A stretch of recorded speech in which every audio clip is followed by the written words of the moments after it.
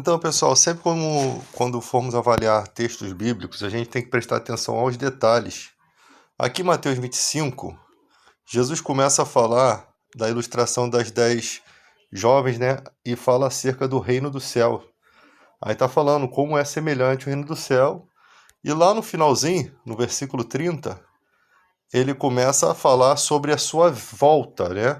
Quando vier o Filho do Homem na sua majestade e todos os anjos com ele, então se assentará no trono da sua glória, e todas as nações serão reunidas em sua presença, e ele separará um dos outros, como um pastor separa do cabrito as ovelhas. E ali ele vai dando essas afirmações. Aí ele fala para alguns para entrar e tomar posse do reino, que está preparado desde a fundação do mundo, e porque eu tive fome, me der de comer, tive sede, né? E ele vai explicando. E aí vai explicando sobre esses feitos. Aí depois ele diz assim: então o rei dirá também aos que estiverem à sua esquerda: apartai-vos de mim, malditos, para o fogo eterno, preparado para o diabo e seus anjos, porque tive fome e não me deste de comer, né? Então, aqui você percebe que o que Jesus está falando aqui é de um lugar eterno, um lugar fogo eterno, que foi preparado para Satanás, para o diabo e seus anjos. Diabo, na tradução, Satanás, tá? E seus anjos, tá? Então é um local totalmente diferente da quando Jesus está falando lá do inferno, né? Muita gente fala assim, não, essa palavra inferno não significa isso.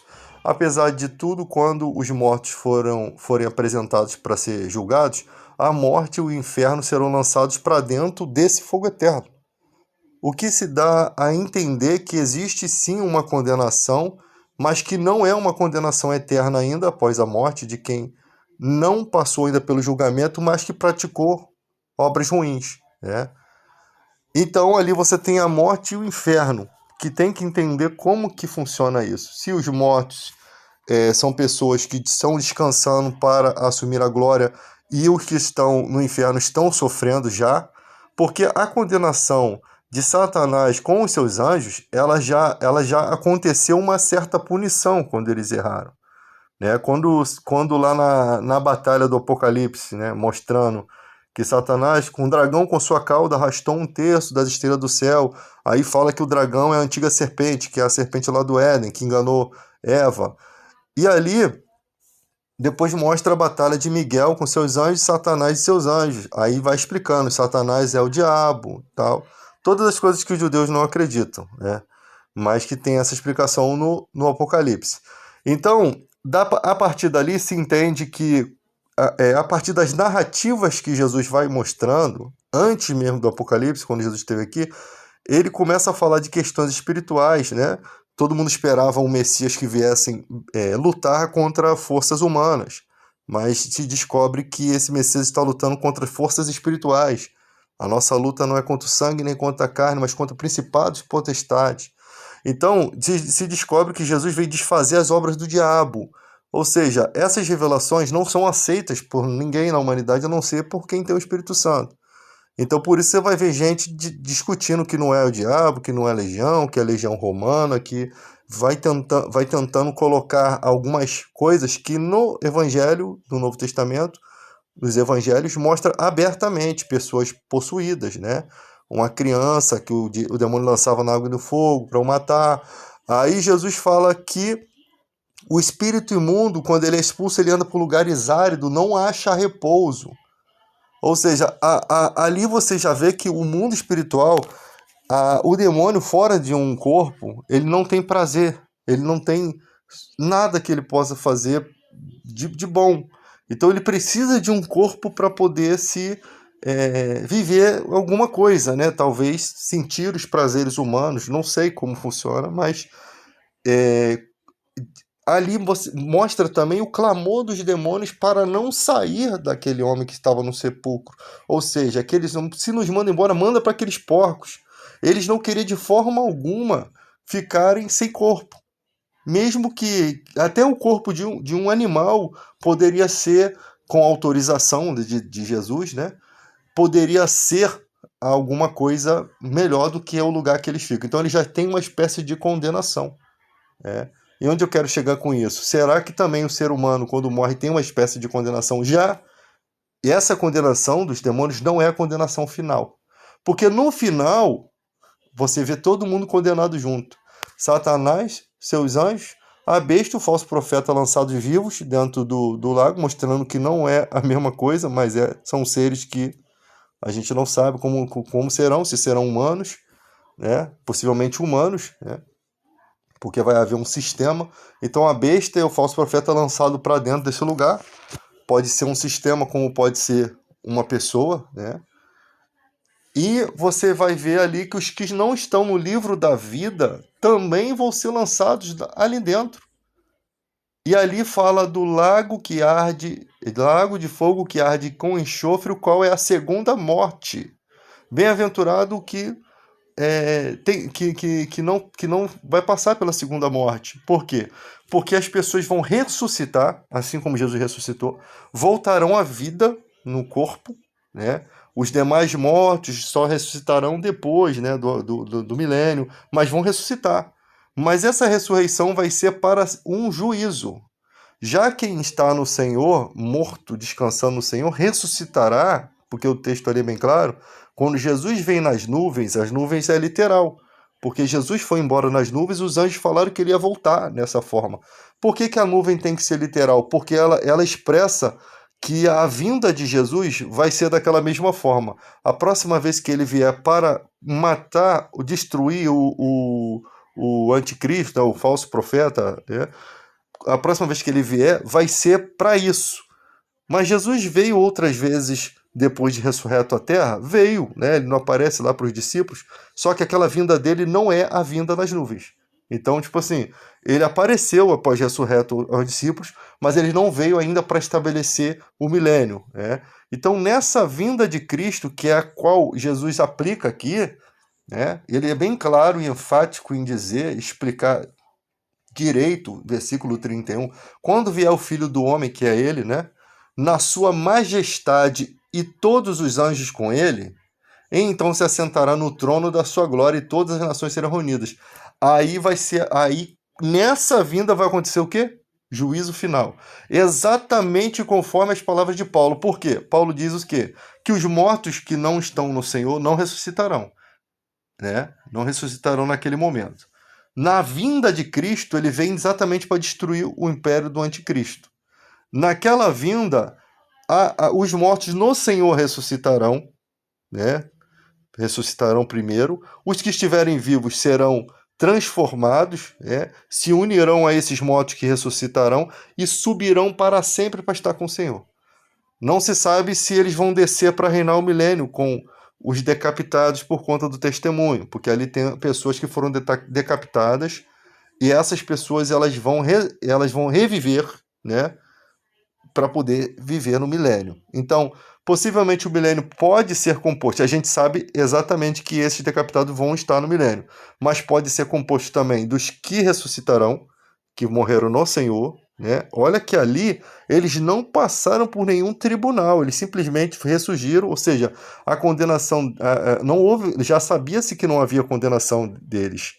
Então eles ressuscitam, os que estão vivos, que guardaram o testemunho, mantiveram o testemunho, são transformados e se unem e vão ao encontro do Senhor nas nuvens e estarão para sempre com eles. Ou seja, eles não passaram por julgamento nenhum. Julgamento nenhum. Quem vai se apresentar diante do julgamento é pessoas que vão ter que passar por uma análise, né? Que Deus sabe de tudo, mas vai ter esse julgamento. Vão se abrir-se livros e também o livro da vida do Cordeiro. E as pessoas vão ser julgadas no que estão escrito nesses livros, está em Apocalipse, e também se o nome dela não está escrito no livro do Cordeiro. Agora, essa que é a situação. Parecem que tem dois livros, vários livros e mais um livro que é o livro do Cordeiro. Os que não estiverem escritos no livro do Cordeiro foram lançados para dentro do lago. É isso que não dá para compreender bem. Porque se já não bastava saber já não bastava saber isso só de um livro? Precisava dos outros livros? Então, esses outros livros, eles têm outras, eu acho que outras pessoas com outras características. Pessoas que não conheceram Jesus, né? Como é que elas vão estar escritas num livro do Cordeiro se elas não conheceram Jesus em vida? Elas não tiveram chance de conhecer Jesus, ou elas viveram uma vida totalmente dissoluta, elas vão ser julgadas o quê? Você é louco? Por que você fez isso? Sabe, as questões comportamentais. Então, são vários livros ali que são possivelmente livros das obras, né? Que vão ter as coisas ali que não tem justificativa e vão ser colocadas para aquela pessoa. Você fez isso aqui, não tem justificativa para isso, né? Então, tipo assim, não foi uma coisa feita na emoção, outras coisas nesse sentido. Então, a gente não sabe muito bem sobre como será esse tribunal. Ele é muito genérico, a colocação, a instrução é genérica. O texto do Apocalipse é mais para nos informar que vai haver esse julgamento. Agora, dizer que, como dizem hoje, não, que ninguém vai ser lançado no inferno, não é isso que o texto está dizendo. Aqui está dizendo que na vinda do Senhor, ele vai fazer essa separação. Agora, não significa que vai ser exatamente no momento da vinda, sabe? O que as pessoas não entendem é que quando vier o Filho do Homem na sua majestade todos os anos com ele, então se assentará no trono da sua glória, as nações se reunirão em sua presença e se separarão uns dos outros. Ou seja, na vinda do Senhor ainda vai ter algumas coisas acontecendo na terra, mas que já está bem próximo desse julgamento aqui, já está. Porque na vinda dele acontecem essas ressurreições, né? Essas ressurreições dos que estão no Senhor, os que estão à direita primeiro, né? Os que vêm, olha como é que o texto fala. Primeiro ele começa a falar dos que são benditos do meu Pai. Ele começa a falar, entrar e tomar posse do reino que está preparado desde a fundação do mundo, porque tive fome. Ele começa a falar destes, né? Ou seja, na cronologia aqui, se tivermos baseado na cronologia, os que vêm primeiro, exatamente conforme está no texto sagrado, são aqueles que realmente morreram no Senhor e também os que foram, os que viveram na época ali do anticristo, que mantiveram o testemunho, e os que morreram no Senhor, que foram decapitados, esses ressurgirão. Esses terão algo melhor para eles. Eu não sei porquê, mas é porque eles testemunham um momento parece que eles testemunham um momento e sofrem uma punição gravíssima, que tem muita gente que passou a vida toda sem nenhuma dessas perseguições e viveu no pecado. E aquelas pessoas ali, elas testemunharam e aceitaram serem mortas, serem sacrifício por testemunhar a Cristo. Então a coragem delas vai ser honrada com o quê? Elas vão ressurgir para reinar o milênio do período de 1000 anos, que podem ser 1000 anos, possivelmente será 1000 anos, né? Para reinar com Cristo, e Satanás será aprisionado desse período, tá? Ou seja, Satanás ainda está agindo. Mas ainda vai haver sociedade? Claro, porque aquelas perseguições ali é para quem não aceitou a marca da besta, tá bem nítido no texto. Mas quem aceitou a marca está vivendo tranquilamente. Depois daquilo ali, vai vir o quê? Vai vir vai aparecer um período de 1000 anos, Jesus reinando, exatamente nos lugares, possivelmente em Jerusalém, né? Vai descer lá do céu a cidade santa, possivelmente, eu acho que o texto é assim, e ali vai reinar Jesus, né, com os seus, e as outras nações de fora terão que ir até aquele lugar. Se estivermos na ordem cronológica isso, certinho, terão que ir lá para adorar uma vez por ano. Se não for, vão ser derramadas pragas sobre eles. Depois desse período dos 1000 anos, ou seja, as nações de fora parece que vão ver as pessoas sendo abençoadas, reinando com Cristo. É isso que é a ideia que parecemos ter. Exatamente naquele lugar, Jerusalém, aquele lugar, né, que hoje é chamado Palestina, as profecias podem estar apontando para aquele lugar ali, e a preservação dele é exatamente para isso, tá? E ali, por isso que existe um guarda de Israel, para poder guardar profecias, né? Guardar para que os momentos ocorram, tá? Então a preocupação é mais do comprimento da cidade ali, do lugar ser aquele lugar onde vai descer a adereçada. Talvez isso se conforme com aquela mensagem que fala que uma pessoa entrou sem as vestes do lugar. E aí, como é que você entrou aqui? E bota a pessoa para fora. Ou seja, alguém tentou entrar, mas não tinha as características do local, não podia acessar aquilo ali. Então a ideia que dá é que talvez seja uma parábola que somente as pessoas que podem estar ali são pessoas de fato que foram autorizadas a reinar o milênio com Cristo, né? De repente terão marcas, de repente terão identificações, e os outros de fora vão continuar suas vidas, né? E vão ver a bênção lá e Jesus reinando, e as pessoas possivelmente devem ter a certeza de que é Jesus, né? Possivelmente vão ver ele glorificado, mas vão continuar não dando atenção àquilo. E depois de tudo, Satanás voltará a ser desatado, né? Voltará a tentar as nações pelo mundo. Aí sim começa os ais, né? E todas as coisas que acontecem na Bíblia, no Apocalipse, elas são mostradas que vão acontecer assim, todas as coisas, todos os julgamentos, todos os juízos que vão ser lançados sobre a terra, o objetivo é que as pessoas se arrependam.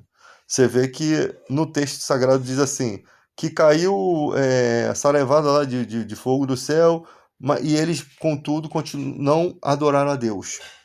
Ou seja, possivelmente vão ter o testemunho ali da vista, né, do Cristo reinando ali.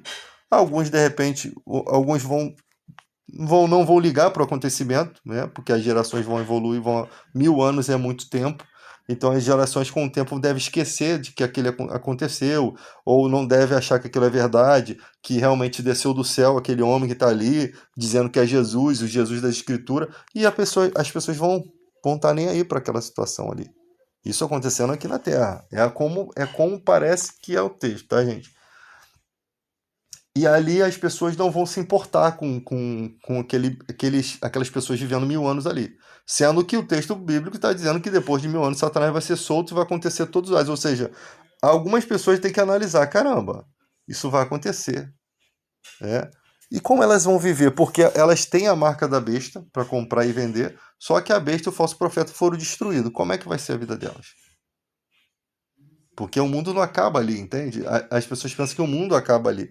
A gente tem que colocar essa história narrada de forma coordenada para a gente poder compreender em que situação vai ficar a Terra, né? Em que situação vai ficar a Terra nesse período de 1000 anos.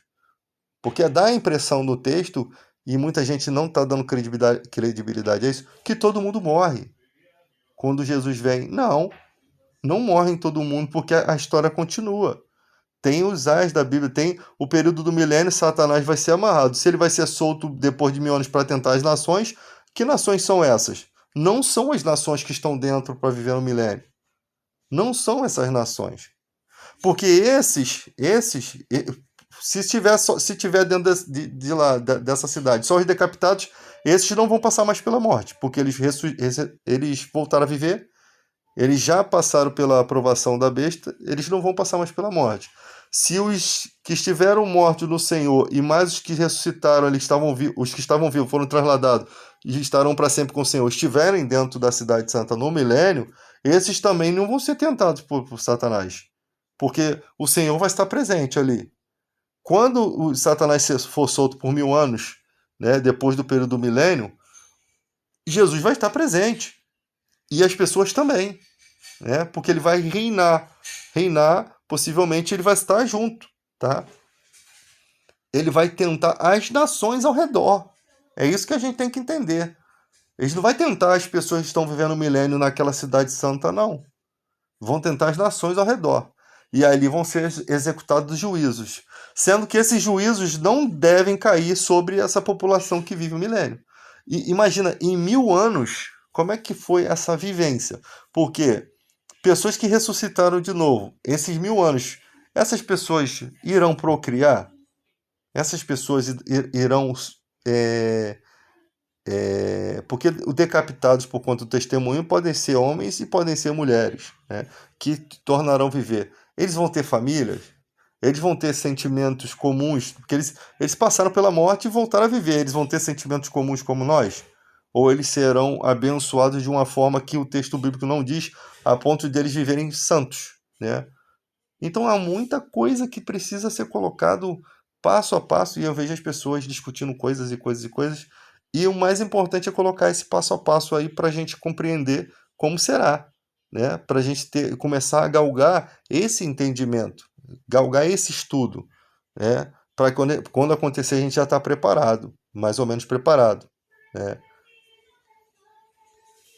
Então, em suma, o resumo que eu queria mostrar é: quando fala de lago de fogo lago de fogo que arde, lago que arde em fogo e enxofre, lago de fogo que arde em enxofre, são especificações, e quando fala sobre o lago de fogo, fala da segunda morte, né?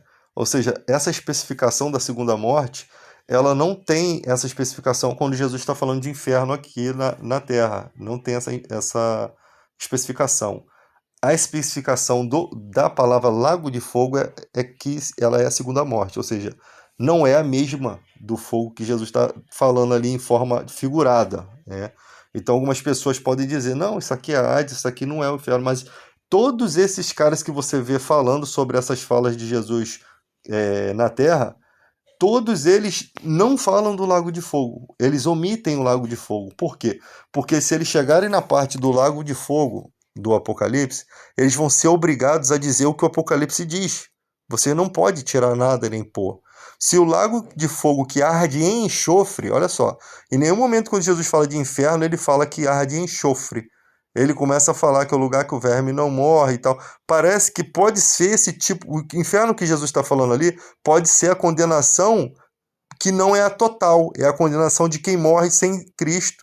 Mas a condenação final será o lago de fogo, para onde o inferno e a morte serão lançados para dentro. Por que serão lançados para dentro? Porque se as pessoas ressuscitaram e elas não retornarão para aquele local mais, eles não têm mais. Não tem necessidade deles existirem. Então eles vão ser lançados para dentro desse lago de fogo, ou seja, que é o verdadeiro inferno eterno. Então, quando você for falar de inferno eterno, você tem que olhar para o texto do Apocalipse de lago de fogo e enxofre. E não ficar ouvindo essas baboseiras, porque todos esses caras que pregam isso sabem muito bem que isso é mentira. Só que as pessoas vão na onda deles e poucas estudam a Bíblia.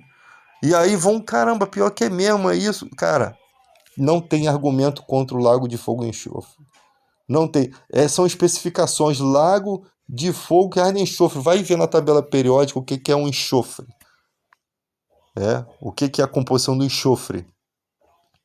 Vai pesquisar, porque é figurado. Pode ser figurado, mas eu acho que eu não ia usar um elemento químico, né? Que possivelmente já existia na época como figuração. Mas e a especificação de que significa que é a segunda morte? Isso também é figurado? E a especificação que a besta e o falso profeta serão lançados vivos exatamente na vinda de Cristo nas nuvens? E a especificação que tem poder, que foi preparado para Satanás e seus anjos? Ou seja, como eu falei, eles já têm um certo juízo aqui. Eles andam por lugares áridos sem achar repouso. E agora eles vão para o lugar que realmente não tem mais repouso nenhum. O lugar que há choro e ranger de dente, serão atormentados de dia e de noite para todo sempre, né? Então, tipo assim, a gente tem que ficar com as declarações bíblicas. Porque, e Pedro chega a falar assim, se Deus não poupou a anjos, mas antes reserva e castigos eternos, cadeias eternas, não vai poupar os homens. Deus não poupou nem os anjos. Os anjos simplesmente seguiram a Satanás, seguiram ao diabo, e nunca mais conseguiram voltar ao que era antes. Deus não poupou eles. E Pedro usa esse argumento, Deus não poupou a anjos. Presta atenção, devemos considerar a bondade e a severidade de Deus. Ele não poupou os anjos. Então ele não vai poupar você. Ele não vai poupar a gente. A gente está brincando com fogo, literalmente. Ou sem fogo, né? Só com enxofre. A gente está brincando com o fogo do fogão, por enquanto. Mas o texto é bem claro. O texto mostra um lago de fogo que vai ser lançado. a besta e o falso profeta serão lançados vivos. Por que o texto insiste em dizer vivos? Porque eles tinham vida. Porque eles não são seres inanimados, espirituais. Eles vão ser lançados vivos. Parecem ser dois. Mas pode ser... parecem ser dois, né? Então eles enganaram as nações, fizeram as nações receberem marcas. Eles tinham muitos planos de maldades para essas nações. E por que você sabe que não veio ao mundo ainda esses seres? Porque ali, quando eles vierem, exatamente será a inauguração do milênio. Ou seja, todos os olhos vão ver a vinda de Jesus. Mas por que isso não aconteceu lá na época lá da destruição do templo com o Tito Vespasiano, que fez o Coliseu? Porque ali era um cumprimento da profecia de Daniel sobre o Nico.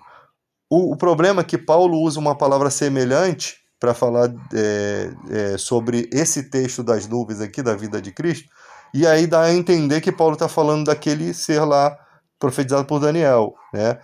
Porque Paulo está falando no ano 50, a destruição do templo foi no ano 70, então dá a entender que Paulo está falando daquele. Não, Paulo está falando da vinda de Jesus nas nuvens.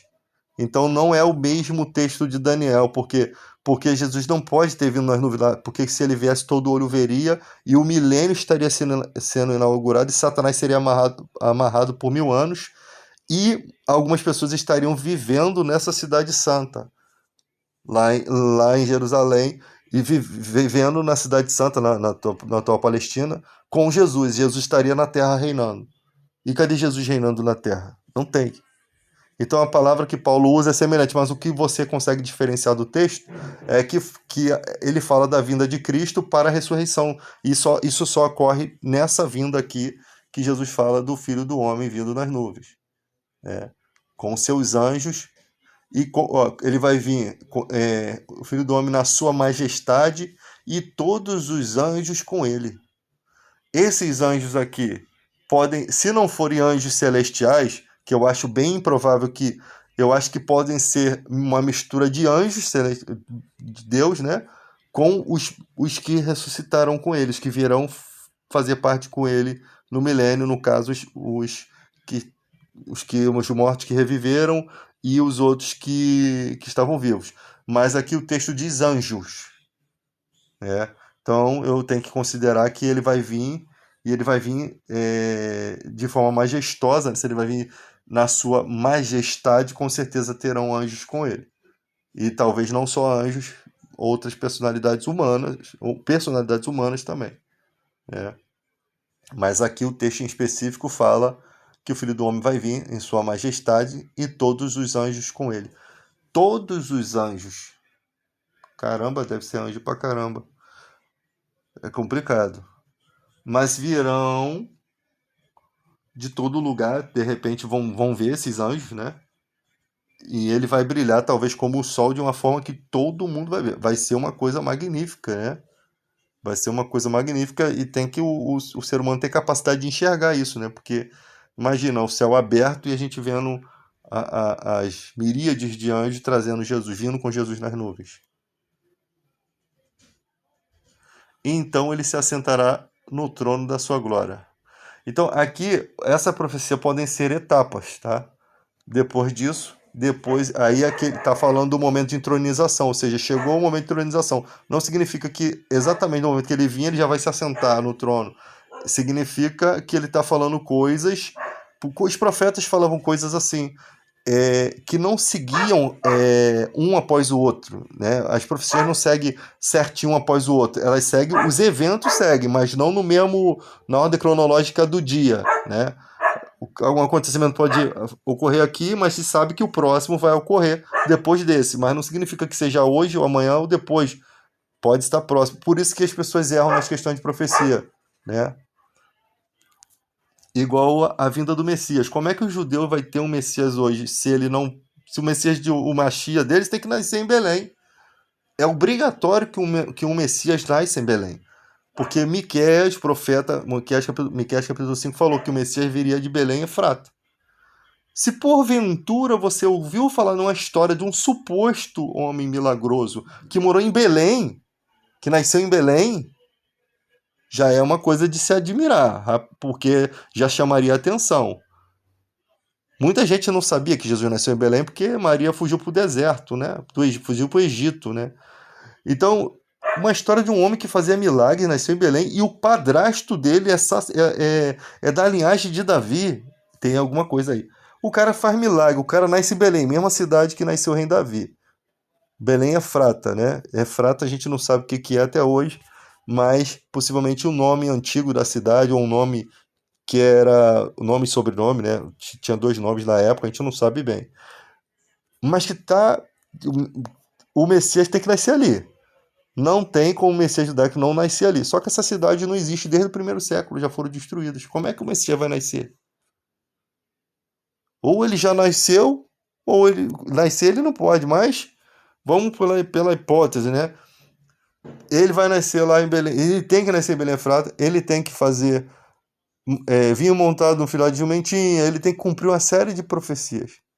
Aí você vai lá para o Salmo 22, transpassaram minhas mãos, meus pés, lançaram sorte sobre a minha túnica, lançaram sorte sobre minhas vestes, sobre a túnica, repartiram as minhas vestes, e sobre a túnica lançaram sorte. Então, algumas declarações do Salmo 22, 1000 anos antes, já apontavam para o acontecimento da cruz, e ainda tem Jesus falando na cruz, Deus meu, por que me desamparaste? Ou seja, um salmo inspirado numa história que viria depois. Jesus, quando ele fala aquilo, alguém ia se lembrar, caramba, onde a gente já ouviu essa frase? Salmo 22. Aí, nesse mesmo salmo ia estar lá esses acontecimentos das vestes repartidas, né? A sorte lançada sobre a túnica, as mãos e os pés transpassados. Qual é o ser humano que se encaixa numa história dessa? Qual o evento que se encaixa numa história dessa? E aí as pessoas vão querer dizer que a gente que foi pessoas que inventaram tudo isso. Só que quando, por exemplo, o judeu fala que isso tudo é uma invenção, ele está falando de 72, no mínimo 72 pessoas da era antepassados deles, judeus, que eram os 72 discípulos que seguiram a Jesus, a maior parte ali era judeus, é falar que eles estavam mentindo. Ou seja, o evangelho que nós temos hoje foi dado pelos próprios judeus, pela história dos antepassados deles. O evangelho que nós temos hoje foi contado pelo povo judeu antigo. Ou seja, alguém está mentindo, ou os judeus de hoje ou os judeus do passado. Nós não inventamos isso, nós recebemos essa história dos judeus antigos que constam aí nos documentos deles, que existiram de fato. A documentação, hoje em dia, os fragmentos não existem mais, mas são cópias dos fragmentos, mas possivelmente tem fotos deles, né? Os manuscritos com relatos de autoridades da época, porque o historiador faz toda essa avaliação, né? Como é que você vai conseguir falar de pessoas, autoridades de uma época que você não viveu? Se você não tem fontes históricas nem nada. Como é que você vai conseguir fazer um pergaminho, escrever aqui? Eu escrevo aqui hoje, num caderno.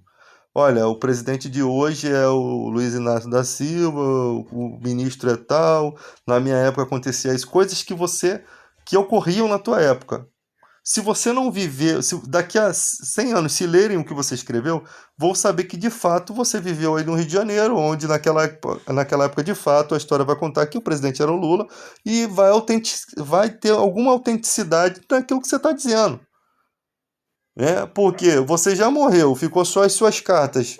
A letra é sua, né? Ou a letra é de alguém da sua época, pode não ser sua, mas de alguém da sua época. Ou seja, aquele alguém que escreveu aquilo, de fato, tem que ter vivido naquela época. Como é que ele ia saber o futuro?